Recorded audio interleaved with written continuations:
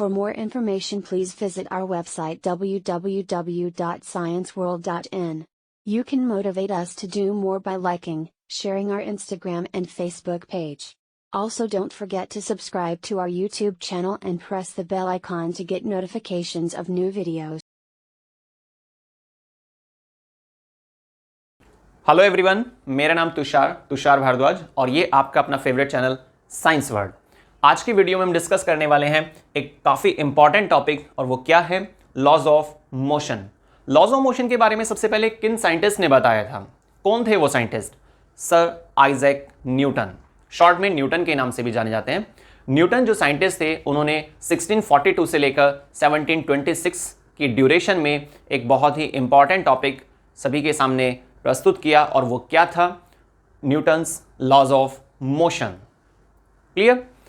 Newton जो scientist थे, उन्होंने काफ़ी सारी रिसर्च की हैं, लेकिन उनमें से हम आज एक के बारे में डिस्कस करने वाले हैं, लॉज ऑफ मोशन के बारे में। न्यूटन साइंटिस्ट ने ये बताया कि कैसे किसी ऑब्जेक्ट का मोशन फोर्स से रिलेट करता है।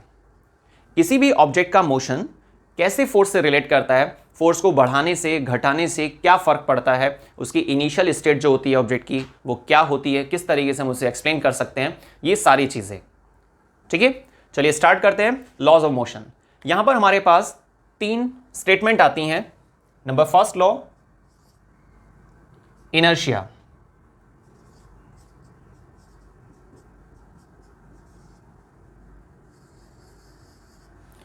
देखिए, इनर्शिया में भी 3 फॉर्म होती हैं, लेकिन उससे पहले हमें समझना होगा इनर्शिया क्या है। इनर्शिया एक प्रॉपर्टी होती है किसी भी ऑब्जेक्ट की, जिसकी वजह से वो ऑब्जेक्ट अपनी इनिशियल स्टेट में रहने की कोशिश करता है जब तक कि बाहर से कोई फोर्स नहीं लगती है, तब तक। एक एग्जांपल ले लेते हैं समझने के लिए। एक एग्जांपल ले लेते हैं। मान लेते हैं कि किसी घर में कोई बच्चा है, वो टीवी देख रहा है, और पेरेंट्स ने उससे बोला कि भाई काफ़ी देर हो गई है, अब टीवी आप बंद कर दो, थोड़ी देर पढ़ाई कर लो। बच्चे ने बोला ठीक है, 10 मिनट रुको आप, 10 मिनट में हमारा एपिसोड खत्म हो जाएगा। पेरेंट्स ने बोला चलो ठीक है, कोई बात नहीं। अब पेरेंट्स ने करीब 1.5 घंटे बाद आकर देखा वो बच्चा अभी भी टीवी में ही लगा हुआ है, क्योंकि उस बच्चे की इनिशियल स्टेट क्या है?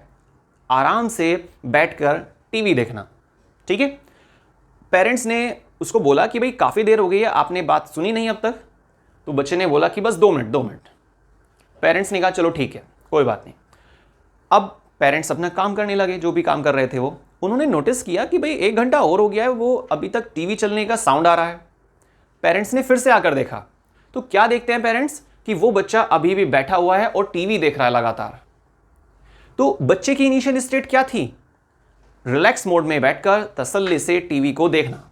ठीक है, अब पेरेंट्स ने उसको कुछ नहीं कहा। पेरेंट्स चुपचाप से आते हैं और आकर 3-4 फोर्स देते हैं खींच कर। तो बेसिक बात है, ये क्या था? इनर्शिया। तो इनर्शिया में मैंने आपको क्या एक्सप्लेन किया था स्टार्टिंग में? मीनिंग क्या था कि इनर्शिया एक प्रॉपर्टी होती है किसी भी ऑब्जेक्ट की, किसी भी व्यक्ति की भी हो सकती है, लिविंग नॉन लिविंग दोनों इंक्लूड होते हैं इसमें। ठीक है, जिस प्रॉपर्टी की वजह से वो ऑब्जेक्ट, वो व्यक्ति अपनी इनिशियल स्टेट में ही रहने की कोशिश करता है जब तक कि बाहर से फोर्स ना लगे, एक्सटर्नल फोर्स अप्लाइड ना हो। क्लियर? ये एग्जांपल तो हमने समझने के लिए लिया कि भाई इसका मीनिंग एक्चुअल में है क्या। बाकी आप डेफिनेशन बना सकते हैं, बहुत सिंपल है। Inertia is a property of an object. Inertia is a property of an object due to which an object try to remain in its initial state until the external force is applied. Clear? तो ये तो हमारे पास inertia के बारे में explanation थी, लेकिन इनर्शिया जो होता है वो 3 फॉर्म में आपको देखने को मिल सकता है, और वो क्या क्या है? A, inertia of rest.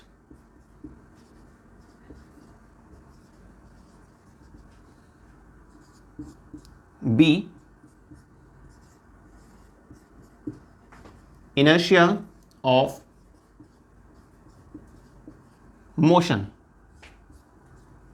C, inertia of direction. अब हमें डिस्कस करना होगा कि inertia of rest inertia of motion और इनर्शिया ऑफ डायरेक्शन। ये इनर्शिया की 3 फॉर्म होती हैं कि इनका मीनिंग क्या है, क्या इनका एग्जाम्पल हो सकता है। तो सबसे पहले हम डिस्कस करते हैं इनर्शिया ऑफ रेस्ट के बारे में। देखिए, इसका एक बहुत बेसिक एग्जाम्पल है, बहुत सिंपल एग्जाम्पल है। जैसे आप कभी बस से आपने सफ़र किया होगा, एक लोकेशन से दूसरी लोकेशन की तरफ गए होंगे आप, तो आप बस में बैठे हुए हैं, ठीक है, रिलैक्स मोड में बैठे हैं। आपको बोला गया था कि भाई बस स्टार्ट होने वाली है अगले 15 से 20 मिनट के बाद। तो आपकी बॉडी रेस्ट में थी, बस रुकी हुई है, बॉडी कांटेक्ट में है बस के, ठीक है। तो आपकी बॉडी और बस को हम क्या कंसिडर करेंगे इस समय? सिंगल ऑब्जेक्ट, ठीक है। तो अब बस अचानक से पता नहीं क्या रीजन रहा, ड्राइवर को क्या याद आ गया, उसने तुरंत बस को स्टार्ट कर दिया। तो ऐसे में क्या होता है, हमारी बॉडी को पीछे की तरफ झटका लगता है, होता है ना, क्योंकि आपकी बॉडी कैसे थी? रेस्ट में। तो इनिशियल स्टेट क्या हुई? रेस्ट। लेकिन जिस ऑब्जेक्ट के कांटेक्ट में आपकी बॉडी थी, जिस बस के कांटेक्ट में आपकी बॉडी थी, वो बस रनिंग मोड में आ गई है अचानक से किसी रीजन से, जिसकी वजह से आपकी बॉडी का निचला हिस्सा, ठीक है, वो मोशन में आ जाएगा, लेकिन अपर पार्ट रेस्ट में ही रहने की कोशिश करेगा, लेकिन बॉडी मोशन में आ गई है, इसीलिए आपको पीछे की तरफ झटका लगता है। क्लियर? तो ये आपका एक एग्जांपल बन सकता है, किसके लिए? इनर्शिया ऑफ रेस्ट के लिए। लेकिन इसी एग्जांपल में आप इनर्शिया ऑफ मोशन को भी समझ सकते हैं। आप बस में बैठे हुए हैं, बिल्कुल आराम से बैठे हुए हैं, बस बहुत ही स्मूथली रन कर रही है एक हाईवे की तरफ। अब आपने देखा कि बस बहुत अच्छे से चल रही थी, लेकिन कोई टेक्निकल प्रॉब्लम आई, कोई इशू जनरेट हुआ, या कोई सामने आ जाता है और ड्राइवर ने अचानक से ब्रेक को अप्लाई किया, है ना। तो कई बार क्या होता है कि जब अचानक से इस तरह से फोर्स अप्लाई की जाती है बस को रोकने के लिए, क्योंकि अभी इनिशियल स्टेट क्या है आपकी बॉडी की? मोशन। कंफ्यूज नहीं होना, आप बस के कांटेक्ट में है और बस मोशन में है, तो इसलिए आपकी बॉडी को भी मोशन में ही कंसीडर किया जाता है। तो आपकी इस समय इनिशियल स्टेट क्या है? मोशन। लेकिन अचानक से उसको रोक दिया गया, तो आपकी बॉडी मोशन में ही रहने की कोशिश करेगी, लेकिन एक्सटर्नल फोर्स अप्लाई होने की वजह से उसको एक झटका लगेगा। तो आपने नोटिस किया होगा हमारी बॉडी आगे की तरफ झुकती है, या फिर आपके बराबर में कोई व्यक्ति, उसको सीट नहीं मिल पा रही थी, वो खड़ा हुआ था, पीछे की तरफ था, आगे काफी सारा स्पेस था, ठीक है। बस वाले ने क्या किया, ड्राइवर ने क्या किया, बस को अचानक से रोक दिया। तो बहुत बार ऐसा होता है, मतलब आपने कोई ना कोई केस जरूर देखा होगा इस तरह का, जो व्यक्ति काफी पीछे की तरफ था, वो बेचारा खिसकता हुआ ड्राइवर के पास तक पहुंच जाता है। बहुत बार ऐसा होता है। तो ये सब चीजें क्या है? Inertia of motion. Initial case क्या था हमारे पास? Inertia of rest. नेक्स्ट हमने क्या देखा? Inertia of motion. Number 3, inertia of direction. Inertia of direction में क्या होता है कि कोई ऑब्जेक्ट जिस दिशा में चल रहा होता है उस दिशा में चलता रहेगा। कब तक चलता रहेगा? जब तक कि बाहर से कोई फोर्स ना लगे। जैसे आप स्कूटी चला रहे हैं और आप किसी स्ट्रेट डायरेक्शन में चल रहे थे, ईस्ट से वेस्ट की तरफ चल रहे हैं, आपने देखा आगे यू टर्न आ रहा है, ठीक है, आपको टर्न लेना था, तो आप क्या करेंगे? व्हीकल को पहले आप क्या करते हैं? स्पीड को स्लो डाउन करते हैं, थोड़ा सा स्पीड कम कर लेते हैं ताकि सेफ टर्न लिया जा सके। उसके बाद आप व्हीकल पर एक फोर्स लगाते हैं, है ना, जिसकी वजह से व्हीकल यू टर्न के अकॉर्डिंग ही बैंड ले लेता है। तो ये आपने फोर्स लगाई ना, बिना फोर्स लगाए क्या वो व्हीकल अपने आप से मुड़ जाता है? नहीं होता ना ऐसा। तो ये क्या है हमारे पास? Inertia of direction.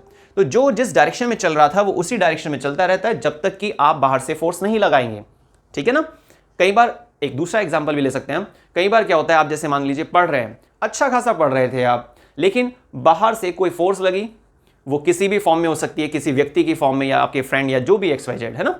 तो उस फोर्स की वजह से आपने अपनी डायरेक्शन चेंज कर दी है, जबकि आपका डायरेक्शन पॉइंट क्या था? पढ़ना, पूरा चैप्टर खत्म करना चाह रहे थे आप, ठीक है, लेकिन किसी डिस्ट्रैक्शन की वजह से, किसी बाहर से आने वाले फोर्स की वजह से आपने अपनी डायरेक्शन को चेंज कर दिया। तो फिर से रूल अप्लाई हो रहा है, इनर्शिया ऑफ डायरेक्शन। क्योंकि आपकी इनिशियल स्टेट क्या है? एक पर्टिकुलर पाथ को फॉलो करना, एक पर्टिकुलर ट्रैक पर चलते रहना, पढ़ाई के ट्रैक पर चलना, लेकिन बाहर से आने वाली फोर्स की वजह से इस तरह की चीजों में भी बदलाव आ सकता है। तो ये सभी चीजें किसका इशारा कर रही है? इनर्शिया का। चाहे वो रेस्ट की बात हो, चाहे वो मोशन की बात हो, या फिर वो डायरेक्शन की बात हो। तो क्लियर हुआ आपको इनर्शिया क्या होता है? सिंपल एक प्रॉपर्टी होती है जिसकी वजह से कोई ऑब्जेक्ट अपनी इनिशियल स्टेट में रहने की कोशिश करता है जब तक कि बाहर से फोर्स नहीं लगती है, तब तक। यहां पर आप एक फॉर्मूला भी याद रखेंगे। इनर्शिया का सिंबल क्या होता है?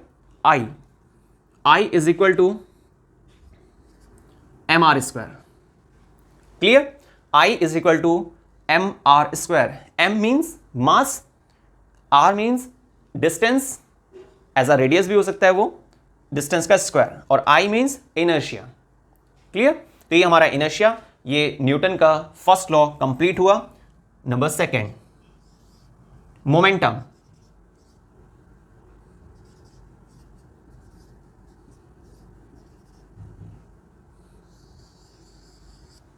ठीक है, नेक्स्ट हम डिस्कस करने वाले हैं मोमेंटम के बारे में. मोमेंटम के लिए एक बहुत सिंपल डेफिनेशन आती है. Rate of change of momentum remains directly proportional to the external force applied. Momentum में क्या समझाया जाता है? देखिए, मोमेंटम क्या होता है? किसी भी ऑब्जेक्ट के मोशन को रिप्रेजेंट करता है किसी एक पर्टिकुलर डायरेक्शन की तरफ, जो किस पर डिपेंड करता है? मास और वेलोसिटी पर. ठीक है, क्योंकि इसका फॉर्मूला क्या होता है? जो बेसिक फॉर्मूला हम जनरल तौर पर इस्तेमाल करते हैं वो है P is equal to M V. क्या होता है वो? P is equal to M V. Clear? मैं लिख देता हूं उसको यहां पर. P is equal to M V. अब न्यूटन के अकॉर्डिंग, जो न्यूटन हमारे साइंटिस्ट थे उनके अकॉर्डिंग मोमेंटम में क्या बताया गया? सेकेंड लॉ ऑफ मोशन में क्या बताया गया? कि rate of change of momentum, rate of change of momentum remains directly proportional to the force applied. ठीक है, मैंने शॉर्ट में लिख दिया यहां पर external force.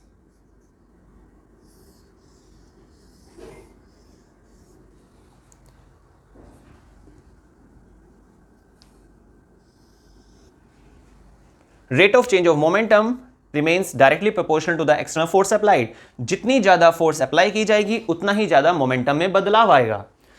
D by D T, D over D T, ये किसका इंडिकेशन देता है? चेंज, है ना, विद रेस्पेक्ट टू टाइम, समय के रेस्पेक्ट में, कि भाई कितना समय लगा मोमेंटम को चेंज होने में. ठीक है, और मोमेंटम किस चीज को रिप्रेजेंट करता है? किसी भी ऑब्जेक्ट के मास को और उसके वेलोसिटी को. ठीक है ना, तो याद रखिएगा. अच्छा, आप सोच रहे होंगे यहां पर ये एरो क्या लगा दिया मैंने? ये वेक्टर क्वांटिटी के लिए होता है. आपने सुना है ना स्केलर और वेक्टर क्वांटिटी. स्केलर क्वांटिटी उन फिजिकल क्वांटिटी को कहा जाता है जिसमें सिर्फ मैग्नीट्यूड होता है, लेकिन वेक्टर क्वांटिटी उन फिजिकल क्वांटिटी को कहा जाता है जिसमें डायरेक्शन प्लस मैग्नीट्यूड दोनों चीजें पाई जाती हैं. और मोमेंटम क्या है? एक डायरेक्शन. मोमेंटम क्या रिप्रेजेंट करता है? एक डायरेक्शन को रिप्रेजेंट करता है. ये एक ऐसी फिजिकल क्वांटिटी जिसमें डायरेक्शन होती है. शॉर्ट में आप डायरेक्ट ये भी बोल सकते हैं. फोर्स क्या है? एक ऐसी फिजिकल क्वांटिटी जिसमें डायरेक्शन होती है. क्लियर? तो rate of change of momentum remains directly proportional to the external force applied. ये न्यूटन के सेकंड स्टेटमेंट में डाला गया था. और ये क्या था हमारे पास? Second law of motion. First law of motion clear हुआ आपको? Inertia. Second law of motion में आप क्या बताएंगे? मोमेंटम, लॉ ऑफ मोमेंटम, जिसमें आपको एक मेन फॉर्मूला याद रखना है. dp divide by dt remains directly proportional to the force external. बाहर से लगने वाली फोर्स, ज्यादा फोर्स लगेगी तो मोमेंटम में ज्यादा बदलाव आ जाएगा, और अगर कम फोर्स लगती है तो मोमेंटम में कम बदलाव आता है. ठीक है, जैसे मान लीजिए कि कोई ट्रक है जो ईस्ट से वेस्ट की तरफ जा रहा है और गुस्से में कोई साइकिल वाला उस ट्रक वाले को टक्कर मारता है. आपको एग्जांपल शायद अजीब लग रहा होगा पर ध्यान से समझिएगा. कोई ट्रक वाला है जो ट्रक को ड्राइव कर रहा है और तो ट्रक ईस्ट से वेस्ट की तरफ चल रहा है, उसी के परपेंडिकुलर फॉर्म में कोई साइकिल वाला आता है और ट्रक में आकर टक्कर मार देता है. तो क्या उसके द्वारा लगने वाली फोर्स, साइकिल वाले व्यक्ति के द्वारा लगने वाली फोर्स सफिशिएंट थी ट्रक के मोमेंटम को चेंज करने के लिए? नहीं थी.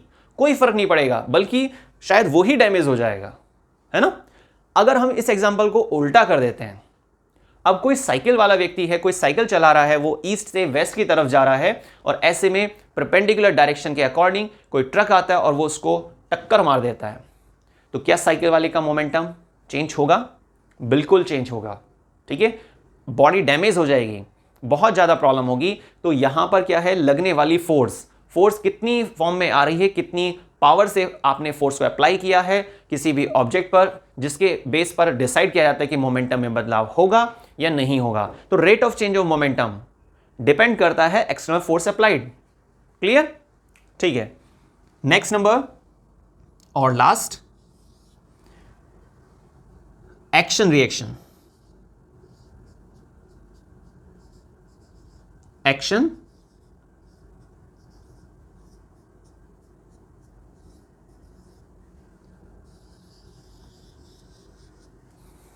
Action reaction.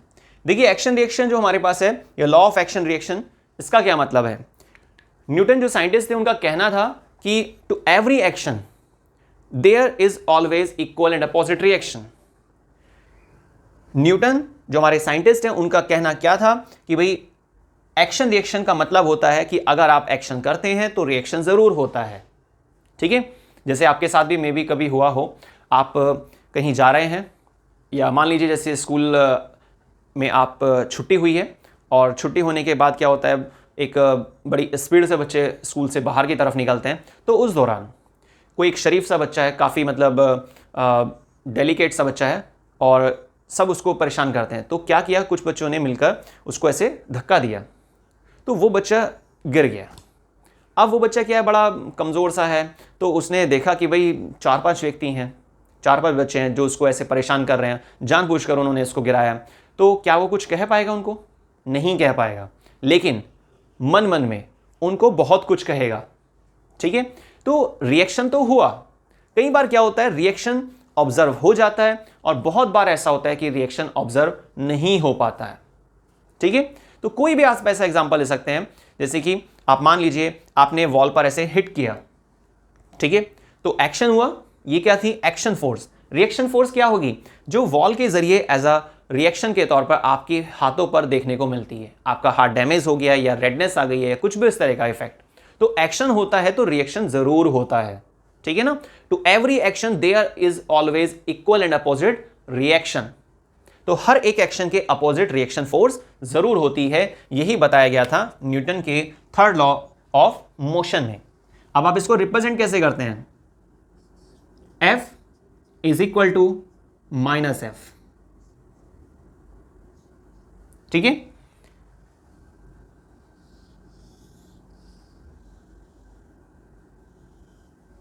ये हमारे पास F is equal to minus F. इसका क्या मतलब है, ये एक्शन फोर्स है और ये रिएक्शन फोर्स है। रिएक्शन फोर्स को माइनस साइन से दिखाया जाता है, मींस ये रिवर्स ट्रैक को रिप्रेजेंट करती है। तो action force positive, reaction force negative. Clear? और इसके ऊपर जो एरो लगाया गया है वो अब आप समझ चुके होंगे। मैंने आपको यहां पर भी अभी एक्सप्लेन किया था कि ये वेक्टर क्वांटिटी का इंडिकेशन देता है। वेक्टर क्वांटिटी वो फिजिकल क्वांटिटी होती है जिनके पास अपनी डायरेक्शन होती है, और स्केलर वो होती है जिनके पास अपनी डायरेक्शन नहीं होती है। तो ये आपको क्लियर हुआ? तो याद रखिएगा, ये वेक्टर क्वांटिटी को इंडिकेट करने के लिए एरो लगाया जाता है, लेफ्ट से राइट की तरफ हमेशा लगाया जाता है। और वेक्टर क्वांटिटी का मतलब क्या होता है, जिनके पास अपनी डायरेक्शन होती है उनको हम क्या बोलते हैं, वेक्टर क्वांटिटी। और जिनके पास अपनी डायरेक्शन नहीं होती है उनको हम क्या बोलते हैं, स्केलर क्वांटिटी। क्लियर? तो आज का हमारा टॉपिक पूरा हुआ। हमने आज क्या डिस्कस किया, न्यूटन के लॉज ऑफ मोशन के बारे में 3 हमने लॉ पढ़े हैं अभी, जिसका सबसे पहला पॉइंट क्या था, फर्स्ट लॉ क्या था हमारे पास मोशन को लेकर, इनर्शिया। सेकंड क्या था, मोमेंटम। और थर्ड क्या है, एक्शन रिएक्शन। क्लियर? ये जो यहाँ पर A, B और C 3 पॉइंट्स बनाए गए हैं, याद रखिएगा ये इनर्शिया को रिप्रेजेंट कर रहे हैं। इनर्शिया की 3 फॉर्म्स होती हैं, रेस्ट, मोशन और डायरेक्शन। मोमेंटम में कोई फॉर्म्स नहीं है, कोई डिवीजन नहीं है, ये सीधा सा आपको एक स्टेटमेंट के बारे में बताता है, ये जो लॉ है सेकंड नंबर पर। और वो क्या था कि डायरेक्टली प्रोपोर्शनल होती हैं फोर्स, किस चीज़ के, चेंज इन मोमेंटम के। जितना ज़्यादा मोमेंटम आप चेंज होते हुए देख रहे हो, इसका मतलब वो डिपेंड कर रहा है किस पर, एक्सटर्नल फोर्स अप्लाइड पर। तो बाहर से जितनी ज़्यादा फोर्स लगेगी उतना ज़्यादा मोमेंटम में चेंज आएगा। ये चीज़ हमें मोमेंटम में ध्यान रखनी होती है। और एक्शन रिएक्शन में कोई स्पेशल फॉर्मूला नहीं है कि आप एक्शन कर रहे हैं तो रिएक्शन जरूर होगा। To every action there is always equal and opposite reaction. Thanks, आपने वीडियो को स्टार्टिंग से लास्ट तक देखा। और ध्यान रखिएगा, आपको कोई भी अगर मटेरियल, कोई आपको स्टेटमेंट की रिक्वायरमेंट है या कोई भी आप डिटेल मटेरियल चाहते हैं या हैंडमेड डायग्राम्स वगैरह है, कुछ भी इस तरह की चीज़ें अगर आपको नीड है तो आप हमारी वेबसाइट से उसको ले सकते हैं। और वेबसाइट क्या है हमारी से मीन्स आपकी वेबसाइट है, और वो आपकी वेबसाइट का नाम आपको मालूम होगा। ठीक है, फिर भी मैं आपको याद दिला देता हूं एक बार, www.thescienceworld.in। धन्यवाद, वीडियोस देखते रहिए। Thanks again.